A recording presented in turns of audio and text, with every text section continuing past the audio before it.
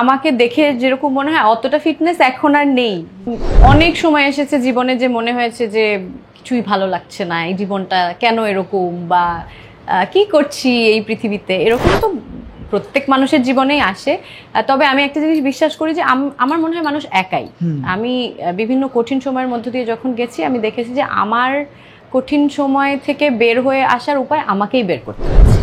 সকাল থেকে রাত এরকম বলাটা খুবই বোরিং, মানে খুবই বোরিং শোনাবে। সেটা হচ্ছে যে মানে এখনকার সময়টা যদি বলি যে আমার অফিস থাকে, অফিসের পরে আমার মেয়ের পরীক্ষা চলছে, ওকে আমার পড়াতে হয় বাসায় ফিরে, এটাই আমার প্রতিদিনের রুটিন। তবে এই বছরটা আমার খুব চোখের পলকে চলে গেছে, কারণ এই বছরে আমি প্রত্যেক মাসে ট্রাভেল করেছি। কারণ এত হেক্টিক গেছে বছরটা, কিভাবে চলে গেছে আসলে টেরই পেলাম না। আমি প্রচুর কাজ করি, এছাড়া আমি আর কিছুই করি না। কাজ মানে হচ্ছে হ্যাঁ মানে মেইনলি ব্রেন ওয়ার্কটাই, কারণ সেটা অভিনয় হোক আর আমার চাকরি হোক আর আমার মেয়েকে পড়ানো হোক, ওটাই আর কি। প্রচুর স্ট্রেসে থাকি।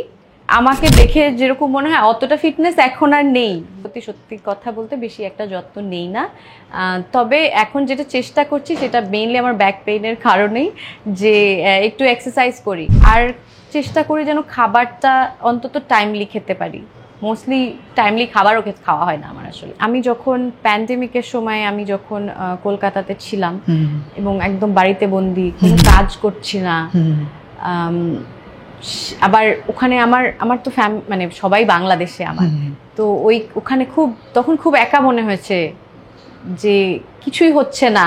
আমার ধারণা এই হতাশাটা প্যান্ডেমিকের সময় অনেকের মধ্যে এসেছে, আমার জন্য একটু বেশি, কারণ তখন আমি একটা নতুন শহর। তো সেই সময়টা খুব কঠিন ছিল। তারপরে আমি যেটা করলাম যে না, আমার কি করে আমি বাড়িতে থেকেই নিজেকে ব্যস্ত রাখবো বা এমন কিছু করব যেটা নিজের কাছে থেরাপিউটিক মনে হবে। এটা ঠিক যে যারা একটু আমি বলবো পাবলিক ফিগার, তাদেরকে নিয়ে অনেক মানুষ ভাবে, অনেক মানুষ কথা বলতে পছন্দ করে, কিন্তু তাদেরকে তো সবাই কাছ থেকে চেনে না। আমাকে নিয়ে যারা কথা বলে তারা বেশিরভাগই আমাকে চেনে না। আমাকে খুব কম মানুষ যারা আমাকে কাছ থেকে দেখেছে তারা আমার সম্পর্কে জানে, তারা আমাকে চেনে, আর তারাই আমার লাইফে ম্যাটার করে। আমার লাইফে আসলে আর বাকি এরা কি বললো, কোথায় বললো, কেন বললো, এগুলো আমার কাছে ম্যাটার করে না। হ্যাঁ, তো আমার কাছে যেটা ম্যাটার করে সেটা হচ্ছে আমার কাছের মানুষজন যারা আমাকে একটু হলেও চেনে, আমাকে জানে, তারা যদি আমাকে নিয়ে ভাবে, সেটা হয়তো আমার কাছে ম্যাটার করে। কারণ আমি নিজের জীবন দিয়ে শিখেছি যে আমার পাশে আমার কঠিন সময় কারা ছিল কারা ছিল না।